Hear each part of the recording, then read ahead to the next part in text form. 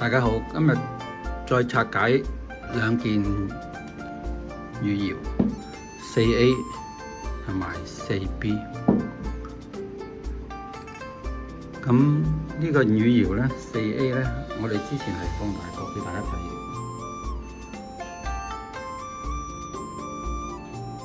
咁同我有色呢個係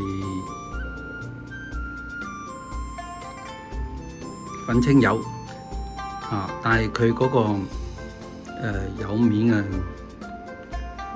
柔潤度咧係都好足夠嘅，但係咧好多腐蝕嘅斑點。另一件4B 個情況都比較接近，但係咧所有嘅腐蝕嘅痕跡咧係有唔同。咁我哋而家用微觀嘅方法放大俾大家睇下。咁先睇睇4A，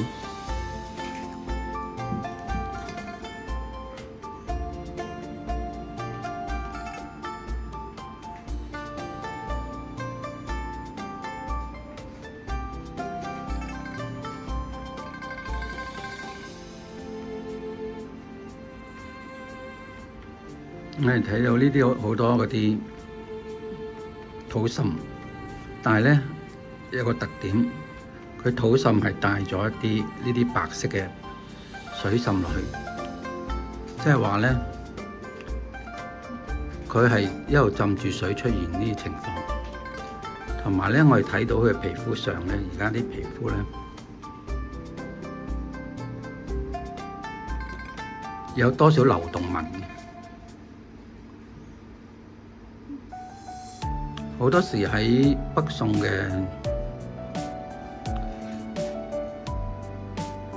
乳窯嘅釉面咧係有啲流動紋嘅特徵。嗱，我哋睇一個土滲裏邊咧含有呢啲白色嘅土水一齊滲。呢度有一個破口泡。嗱，我哋睇個破口泡個特點，佢入邊咧有啲雜質喺度，同埋唔係單色嘅。如果人做咧，同埋咧，你哋睇呢個破口泡框嗰邊咧，係好圓潤，唔係好利好尖咁樣。咁如果新破咧，通常就好尖，佢因為破咗一段時間，同埋咧佢滲透入去嘅嘢咧係有唔同嘅色調。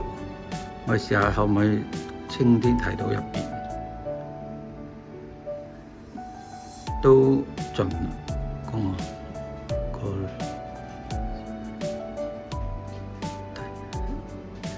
好，我睇另一個，呢個咧都係呢個比較大啲嘅破口，但係咧有幾個色啦，睇到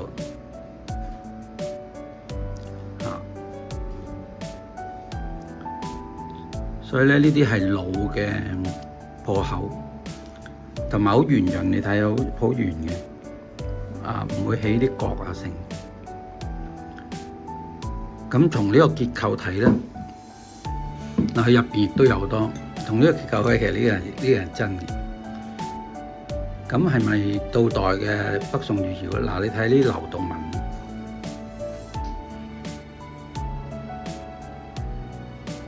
睇啲流動紋，同埋啲土滲。其實如果大家有機會遇到乳窯，可以用微觀嘅方法咧去入手。咁咧就唔會買錯。當然啦，經過我哋用量子測試咧，你就可以知道係咪倒代啦。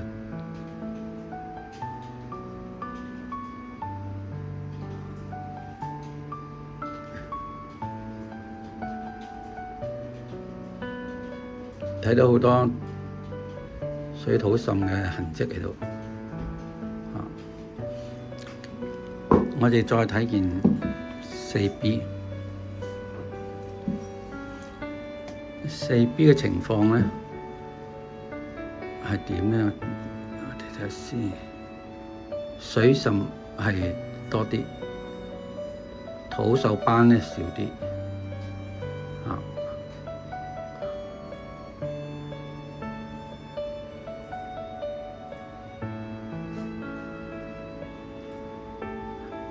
呢啲係長期浸水咧產生出嚟嘅滲跡嚟嘅，係去唔到啊！揾嘢拆一拆唔甩嘅，但係放大先容易睇到咯。即係如果就咁肉眼咧，係睇到有啲地方睇得清，有啲地方睇唔到啊。好似呢度咁樣咁大個窿咧，我哋可以睇下係咩嗰個情況係點。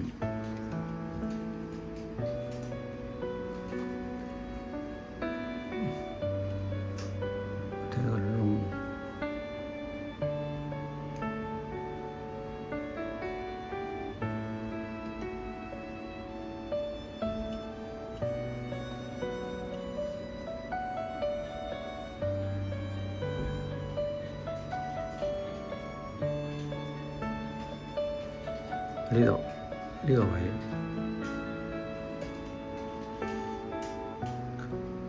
佢入邊嘅跡係比較特殊啲嘅，應該係啲微生物流落嚟。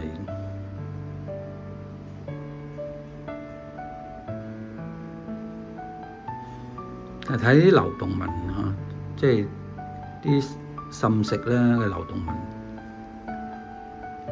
呢啲如果現代人為咧係做唔到咁嘅效果，你睇幾靚啲流動紋係嘛？大家可以研究下睇啲流動紋嘅，佢一路流一路滲。呢啲係放大先睇到嘅效果咯。所以呢件咧都係一個真嘅汝窯，係一件老器物啦。咁一會我哋會揾個量子 QRS 檢測下，即係呢個叫好。我哋而家先測試 4A，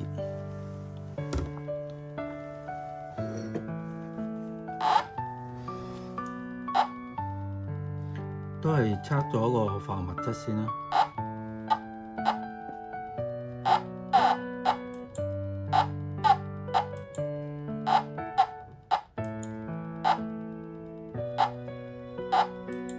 化學物質係3，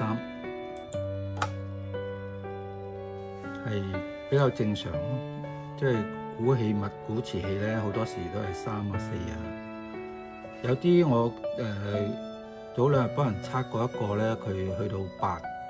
咁原因佢最後揾嗰啲好高嘅腐蝕性液體咧去揦佢話佢好污糟啦，即係整乾淨佢咧，係經過再去清洗佢嘅時候咧，用得好強烈嘅化學物質去處理。咁一般情況咧都係沾染到好少嘅，係3、4度咯。咁而家我哋測試個年代，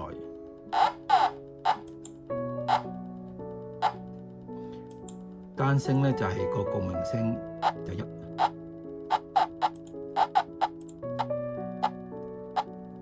佢係1、2、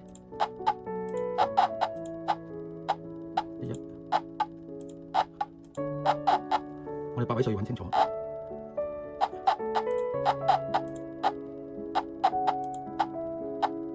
都係1。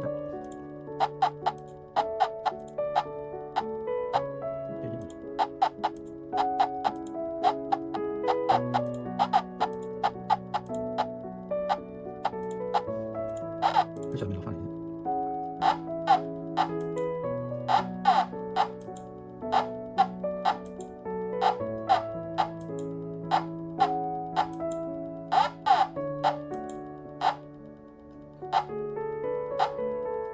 都係1、2、3。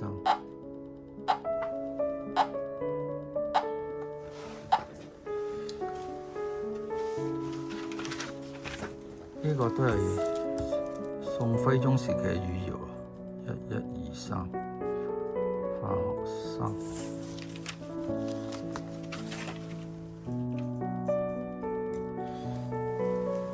好，我哋跟手測試埋4A、4B 啦，呢個4B。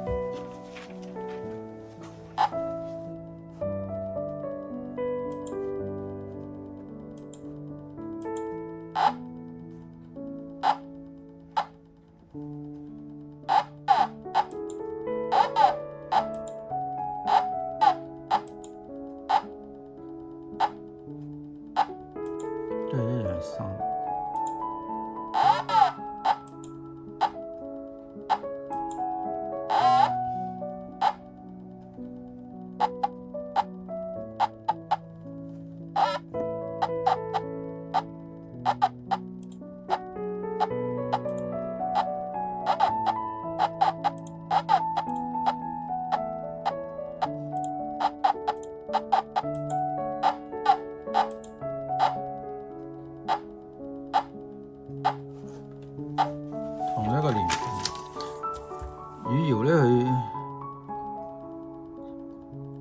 佢好多時好相近嗰個年份，因為都係宋徽宗最喜歡嘅時間去做。不過呢兩件都係比較似。大家睇下嗱，呢件同呢件個顏色同埋嗰個呢個大家都係粉青，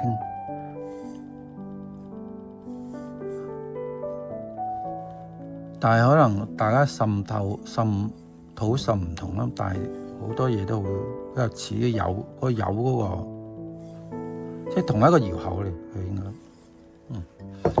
好，今日分享就咁多。